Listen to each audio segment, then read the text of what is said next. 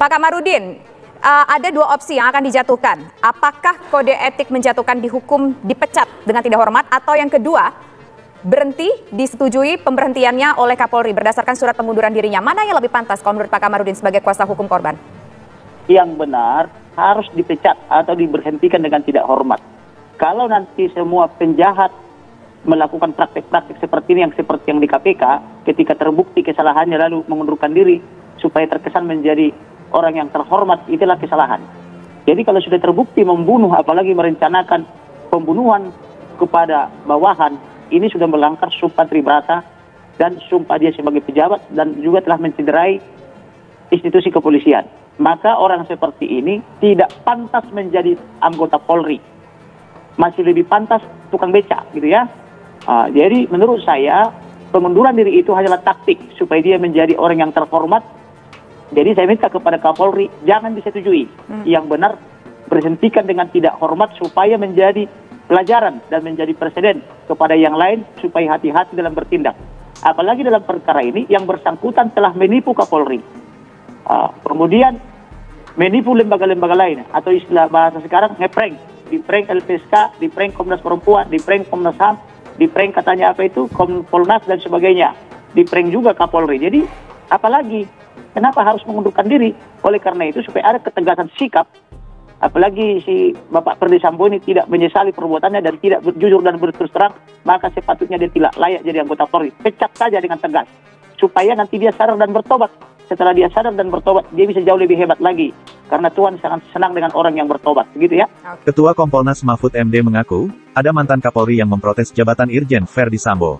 Menurut mantan Kapolri tersebut, jabatan Kadif Propam yang sebelumnya diemban Ferdy Sambo sangat berkuasa bak Jenderal Bintang 5. Ferdy Sambo disebut bisa menentukan nasib seluruh anggota polisi mulai jabatan rendah hingga lebih tinggi sekalipun. Dalam rapat dengar pendapat bersama Komisi 3 DPR pada Senin, tanggal 22 Agustus tahun 2022, Mahfud MD menyinggung soal isu terkait kerajaan Ferdy Sambo. Mahfud MD mengungkapkan bahwa ia mendapatkan protes dari para senior Polri hingga mantan Kapolri soal jabatan Ferdy Sambo. Dalam kasus tewasnya Brigadir J misalnya, Ferdy Sambo disebut Mahfud MD menguasai 3 Jenderal Bintang 1 untuk menyelidiki kasus tersebut. Persetujuan lain soal hukuman, pemeriksaan dan sebagainya harus berdasarkan keputusan Ferdy Sambo. Mahfud membeberkan ilustrasi maksud Sambo seperti Bintang 5, bisa mengendalikan 2 polisi berbintang 1, dan 1 polisi berbintang 3. Mahfud MD menuturkan, pihak kepolisian akhirnya menangkap para jenderal yang dikuasai oleh Ferdy Sambo.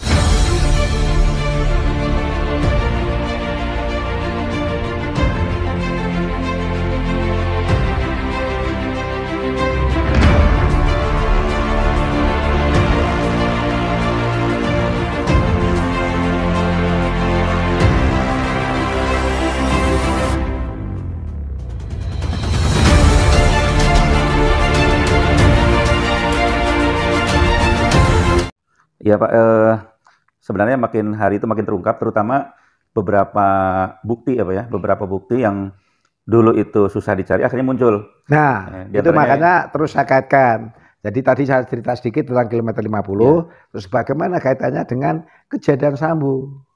Kejadian Sambo itu kan banyak orang mengait-ngaitkan kok mirip dengan apa ya? Karena telah terjadi penyiksaan seperti misalnya pengupasan, pelecehan kulit atau apa itu. Nah, terus setelah itu ya berkepanjangan sampai sekarang terungkap, terkuak, namanya mulai organisasi Satgasus yang punya misi nggak jelas intinya, ngurusi barang-barang yang ilegal lah, sampai tidak, katakanlah tidak terbuka kan terhadap pemerintah, apalagi instansi lain. Jadi seperti ada kekuatan sendiri. Akhir-akhirnya orang mengait-ngaitkan. Jadi bisa saja terjadinya istilah-istilah terorisme, kemudian diskriminasi, diskriminalisasi, mendeskripsikan, kemudian juga eksekusi terhadap para ulama, itu bisa saja ini. Ada kaitannya itu? Ada kaitannya. Makanya ya sekarang kita lihat dengan adanya keputusan itu, mudah-mudahan lebih gampang karena sudah nggak punya hak apa-apa. Meskipun ini harus tekun dan harus sabar karena memang banyak masalahnya. Tapi kita lihat ada prostitusi, ada narkoba, udah penjualan organ-organ manusia dan itu sudah luar biasa.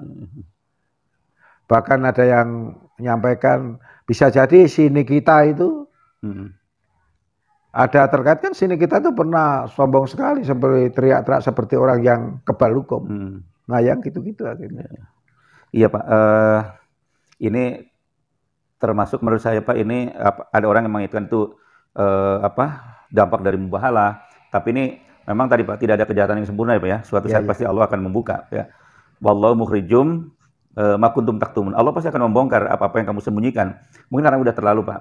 Nah, yang kita kehendaki Pak, di sini Polri itu bisa kembali ke jati dirinya. Ya. Anggap aja kemarin itu itu sudah tersusupi atau bahkan ada yang menyebut ini Pak, kalau yang satu yang berbuat itu namanya oknum. Tapi kalau sampai 40 orang itu bukan oknum kata institusi begitu parahnya gitu. Iya, iya betul. Menurut Bapak itu kira-kira Polri akan bisa kembali ke ini Pak, ke fungsi semula sebagai harus, bukan bisa atau tidak harus. Ya.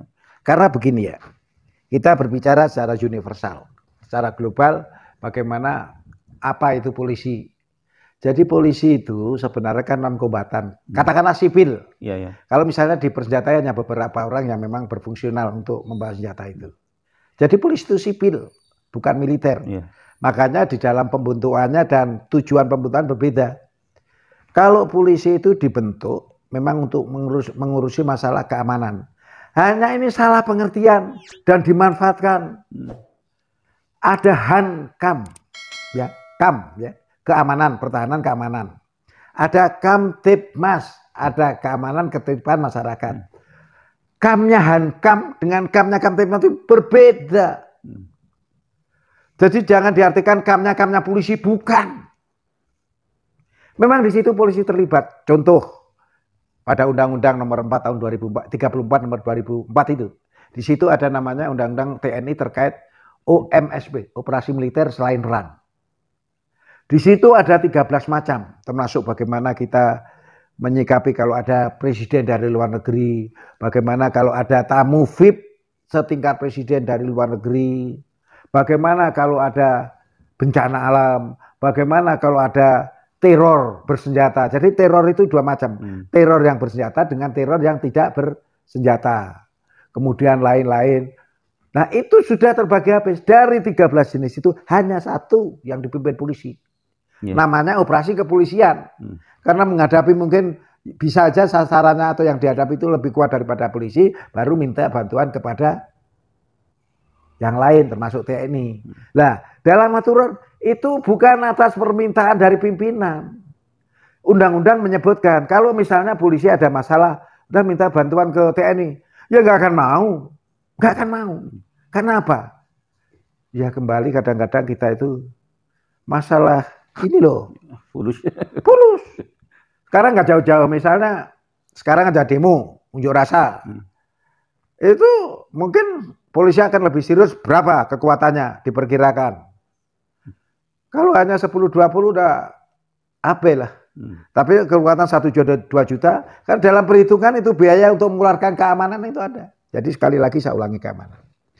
Mohon ini dimengerti oleh semua, bukan hanya polisi, bukan hanya TNI. Hankam yang disikat Kam, keamanan, itu berbeda sekali dengan Kamtibmas.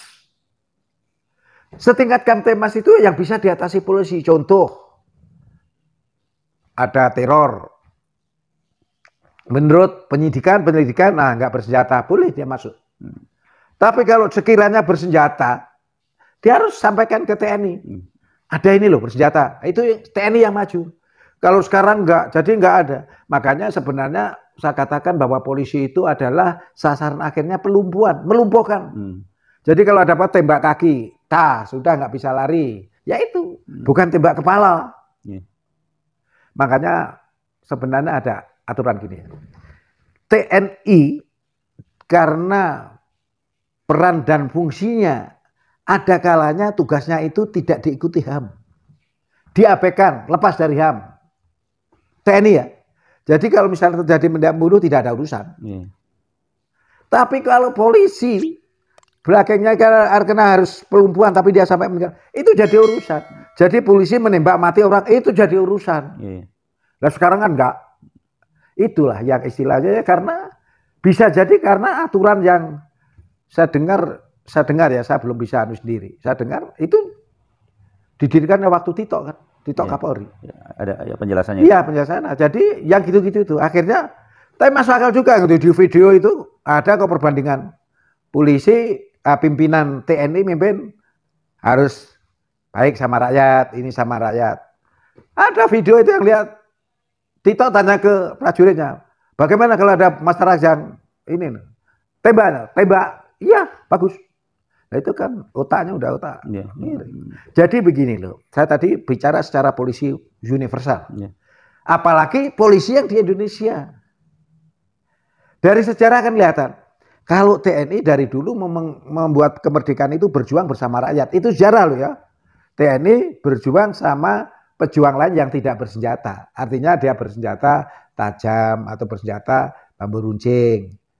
Tapi kalau TNI kan sudah ada bedil meskipun sesuai zamannya lah ya. Iya, iya. Tapi kalau polisi itu menerima warisan dari Belanda, hukum. Makanya hukum kita itu sampai sekarang sekian persen masih produknya Belanda.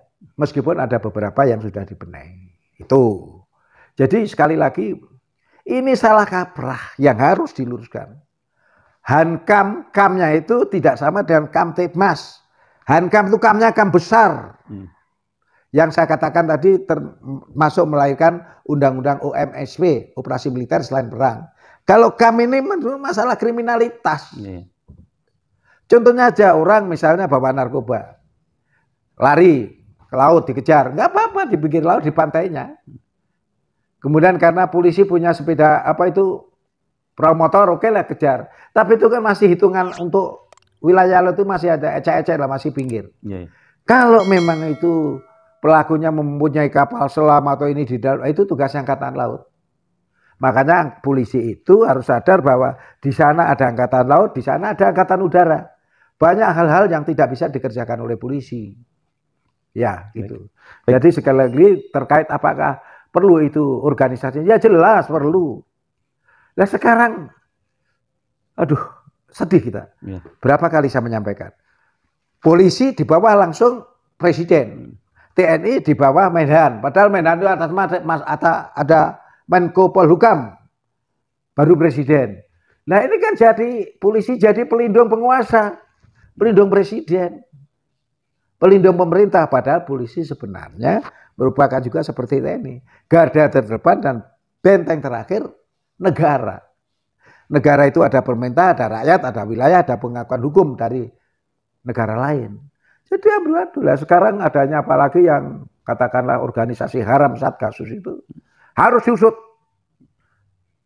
Karena membentuk sesuatu sasaran itu mesti dibentuklah organisasi. Lah siapa-siapa yang terlibat di organisasi jelas. Jadi dikembangkan. Kalau memang Tito kena ya kenakan, enggak ada. Ya baik. Ini kebetulan waktunya sudah ini. Baik sahabat sekalian, ini permasalahan ini masih berkembang terus dan memang permasalahan cukup besar. Tapi kita berharap mudah-mudahan dari pihak pimpinan baik Presiden maupun Kapolri ini ada keseriusan sehingga kejahatan-kejahatan yang sudah berada di pihak polisi bisa diatasi. Kita sampai ketemu di lain kesempatan di topik-topik yang lebih menarik lagi. Terima kasih. Assalamualaikum warahmatullahi wabarakatuh. Waalaikumsalam.